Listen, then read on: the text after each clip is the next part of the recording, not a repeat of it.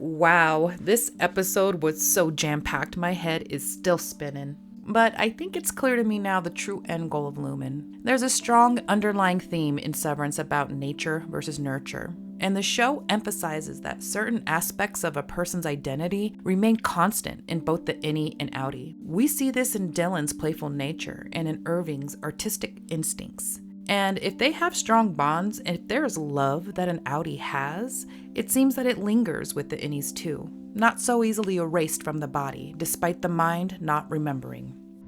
You carry the hurt with you. You feel it down there too. You just don't know what it is. Is the ultimate goal to remove the underlying nature of each individual, to truly create a blank slate of a human that can be nurtured any way Lumon pleases? Perhaps to create space for a new mind to enter. Let's break it down.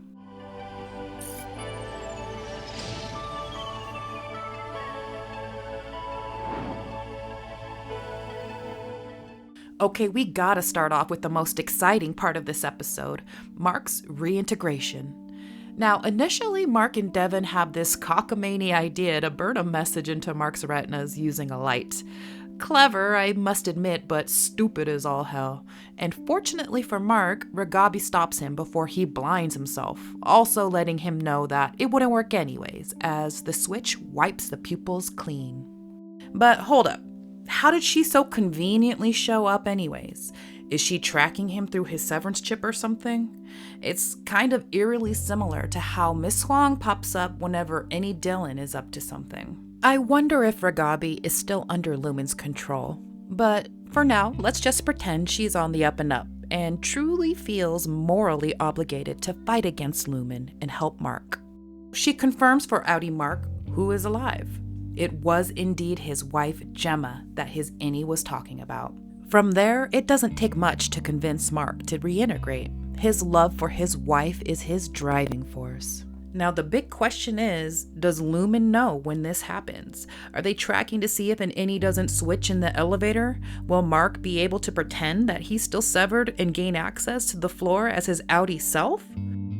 As for the Innies, they decide they're going to go look for Miss Casey by handing out flyers and checking in with other departments.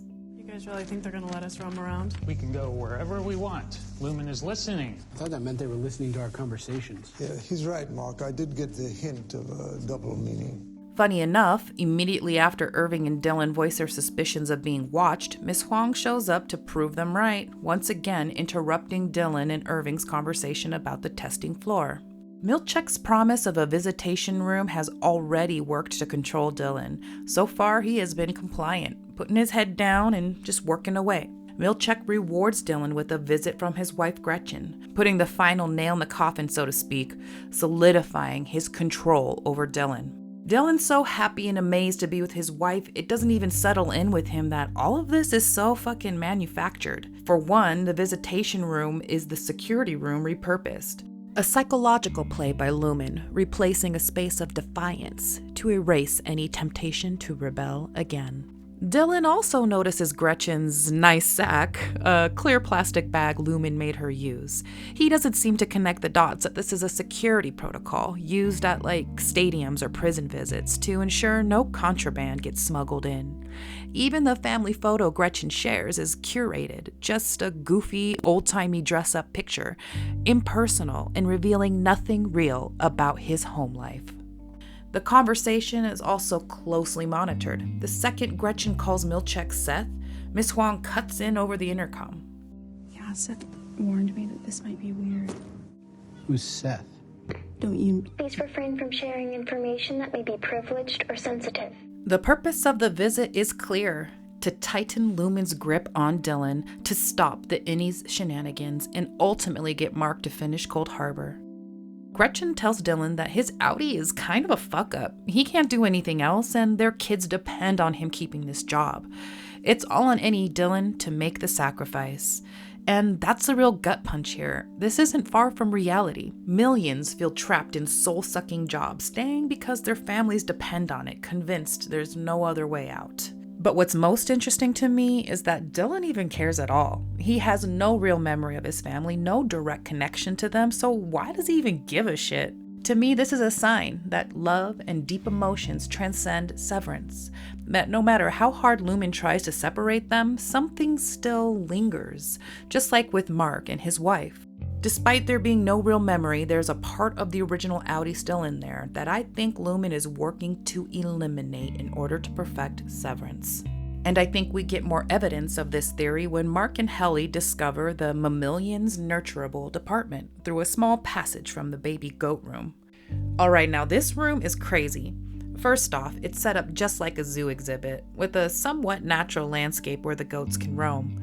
There's small doors all around the room, likely leading to a hidden holding area, or maybe for medical treatment, breeding, transport, or even slaughter.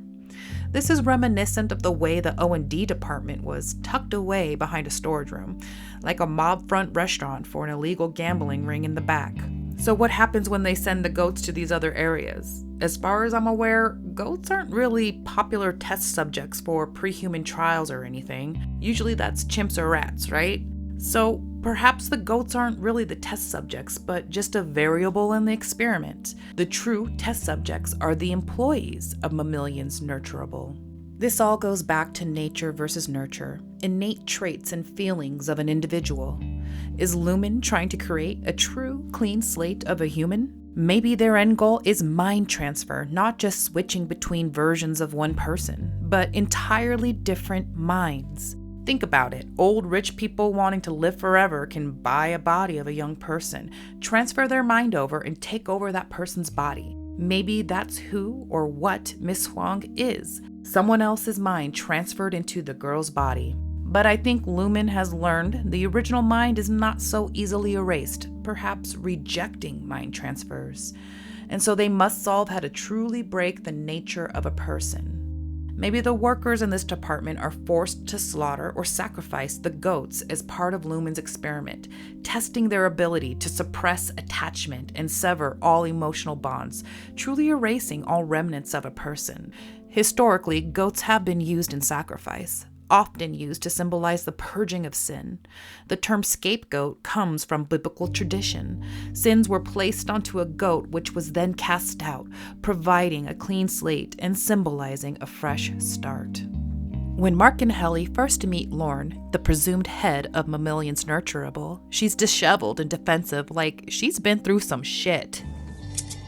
Are you here to kill me? Why would her first inclination be that someone is here to kill her? This could be a sign that failing to sever emotional bonds with the goats could result in death or serious consequence. Wellness. We don't abide such fripperies here. Lorne says this referring to the wellness room, which is meant to promote happiness through connection to your Outtie.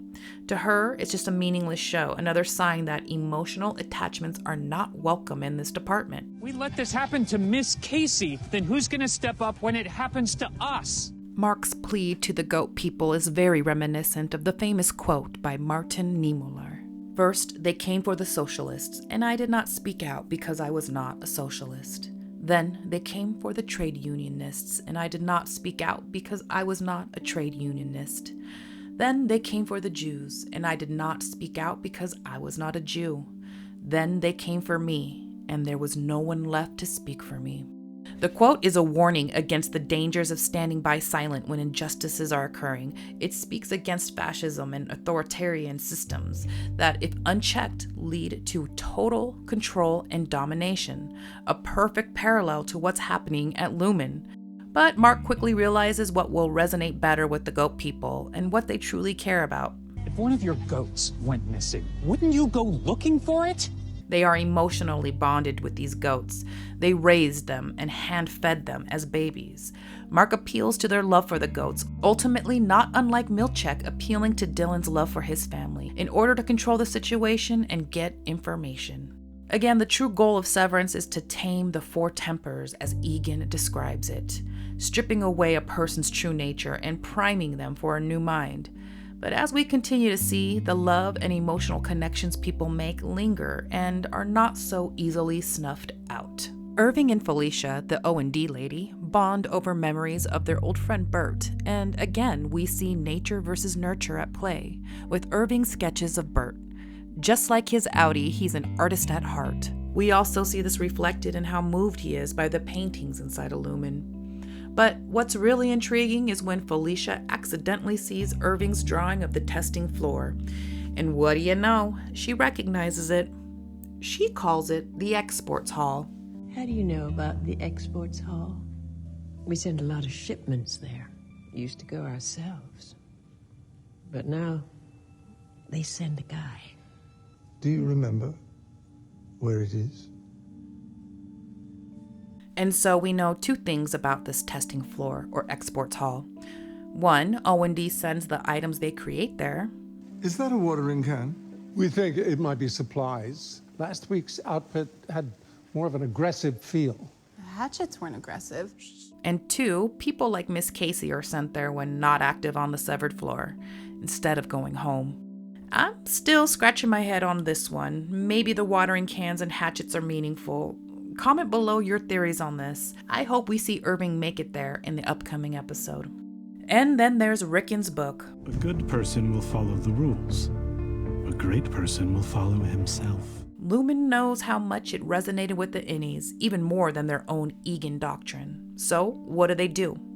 They send Natalie to sweet-talk Ricken, who, bless his heart, he's such a fool for flattery. Natalie tells him they want to use a version of his book for the Innies to reshape their own lore. They see how the book gave the Innies a sense of purpose, so why not weave its themes into their doctrine? It's a smart move, refining their religious text and cult-like principles to better control and mold the Innies. But Devon isn't so easily won over. She is slowly poking holes in Lumon's story, asking Natalie how Ricken's book even got onto the severed floor to begin with. Which got me thinking, how did Mark smuggle the security key card in? Supposedly, they track everything, like the message Helly tried to eat, or even according to Regabi, they can wipe messages that were burned into your retina. Would they really miss an extra key card? Was Lumon, the board, all aware of this, allowing it? Or were they truly caught off guard, not expecting the Innies to activate the overtime contingency? I think that maybe the people on the administration team are also being used as test subjects, another layer in Lumon's push for total mind control. I mean, take a look at what they have been doing to Milchick, for example. They left it up to him on handling the Macrodat uprising. And shall I fire them? Let care guide your hand. Of course. The Hello Miss Cobel scrolling across his screen, and now the weird gift of himself painted in the image of Keir Egan. It feels like they're testing him too, manipulating his loyalty, challenging his individuality, taming his temperament. It's Natalie who delivers the painting gift, and she shares that she too received the same thing, indicating the paintings are another step in Lumon procedure, like the pineapple basket, a part of their steps for control. I think Milchick is starting to realize this. He shares a moment with Natalie, and it looks to me like she's holding back tears, with her mouth trembling as she forces a smile. Feels like a warning of how fake everything is at Lumon. And the higher up you go, the harder it is to escape. We also learn Milchick's real name, Seth, and it's telling that when Dylan's wife almost reveals it, Miss Huang quickly shuts her down. Why don't they want the Innies to know his first name? Maybe because it humanizes him, makes him less of a Lumon boss and more of an individual. Milchick doesn't seem too keen on this gift. We see him go into his administrative controls on his computer and turn off security cameras in the storage room, so he can get rid of those stupid paintings in there. It feels like cracks are forming in his resolve and loyalty to the Egan cult. And let's not forget how Lumon's been really fucking with Cobelvig. I mean, they made a scapegoat out of her and took away her world. Her whole life revolved around Lumon and her work with Mark. She too is struggling with taming her tempers, letting go of her individuality, as we see with the whole breathing tube mask thingy, something that seems to be very important to her motivations. The mask belonged to a Charlotte Cobel, date of birth 3/17/44, possibly her mother. I think Charlotte is on her deathbed in Old Salt's Neck, and Cobelvig is deeply invested in Lumon's work because she wants to save her. She's determined to help them develop the technology needed to transfer Charlotte's mind to a new body. We know Cobelveg was indoctrinated at a young age, going to Egan School for Girls. So her loyalty and faith in Lumon's work makes sense, but it goes against Cobelveg's nature to just lie down and obey when she feels wronged. She can't let go of her pride, her individuality, and so she goes back to confront Helly and she makes some demands. I think you've overestimated your contributions and underestimated your blessings. We didn't have to ask you back. You didn't have a choice. Are you sure? Cobelveg seemed to be fooled into thinking she was on their level, a scientist in the experiment, not another variable or test subject herself. And like with Milchick, the cracks are forming in Cobelveg's faith, and she too is realizing she's just being used. When Helly offers to take her up to reset and speak to the board, she seems to recognize the tall bodyguard-looking dude and is freaked the fuck out. I'm guessing he's involved whenever someone is taken against their will, taken somewhere you don't want to go.